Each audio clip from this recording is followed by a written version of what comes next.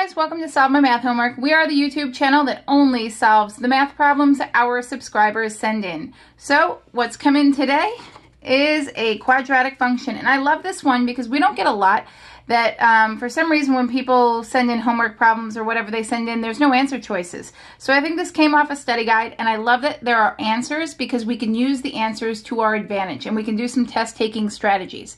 So we know that it is a quadratic because we have a highest power of 2, and it also equals 0, and that fits with our standard form. Remember, ax squared plus bx plus c equals 0, right? Okay, so when I look at these answer choices, I see that 3 of the 4 have square roots in them, which tells me I am most likely not going to be able to factor this. And when I factor, I get whole number solutions. So I don't think A is going to be feasible. But let's check. Are there factors of 4 positive that add up to 6 positive? So factors of 4. Pretty much 4 and 1 and 2 and 2. And neither of those add up to positive 6. So I'm definitely not going to be able to factor this one. So I'm pretty sure that's not my answer. Okay, and actually the fact that 2 of them have a square root of 5 tells me my answer is likely one of these, but we won't know until we solve it, okay? But if you were in a test situation and you were do or die, these are some of the strategies I would use. All right, so now we've talked about how we can't factor this thing. And when we can't factor this thing, our choices are complete the square or use the quadratic formula. So let's go ahead and use the quadratic formula. If you don't remember, it is negative b plus or minus the square root of b squared minus 4ac all over 2a. So very important, first thing I always tell you to do is to label your a, b, and c, right? It takes 2 seconds and it ensures that you have everything right. A is the coefficient of x squared. A is that number in front of x squared. There is no number in front of x squared. So it is 1x squared. It's not 0. If you had 0x squared, there wouldn't be an x squared there. So b is going to be the number in front of our linear term, in front of our x, right? bx over here. So b is going to be 6, and c is going to be 4. All right, let's plug it in and see what we've got. So negative b. Negative b means the opposite of b.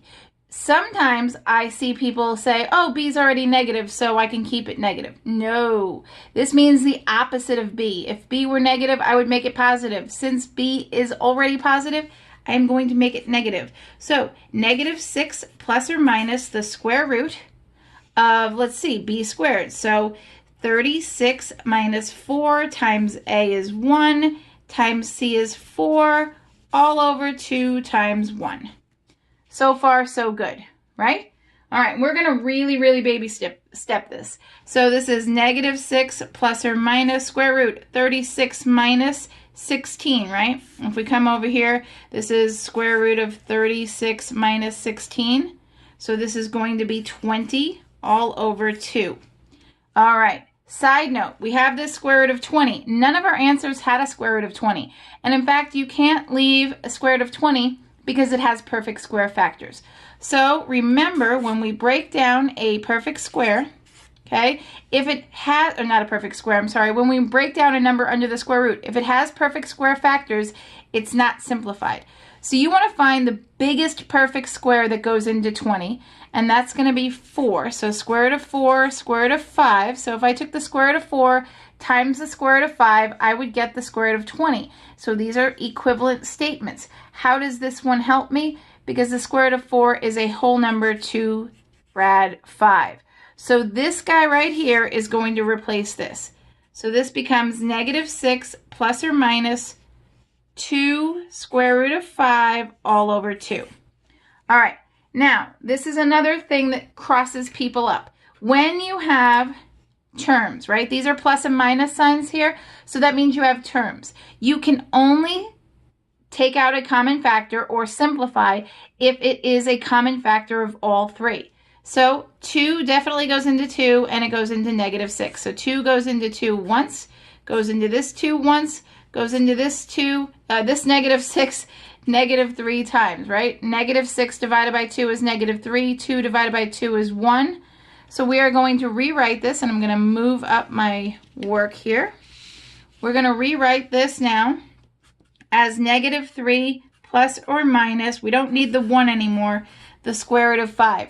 Remember, your solutions to a quadratic, they represent the roots, okay? So they represent the x-intercepts. So most often there are 2.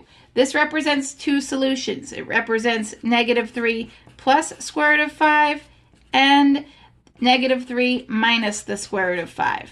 But we don't actually break it out. That's your final answer right there. I just wanted you to be aware this plus or minus symbol actually represents 2 solutions down there. All right, I hope this helped you. If you sent it in and you have questions, pop them in the comments section. And remember, subscribe to our YouTube channel. The only problems that I solve are sent in by subscribers. Thanks for watching.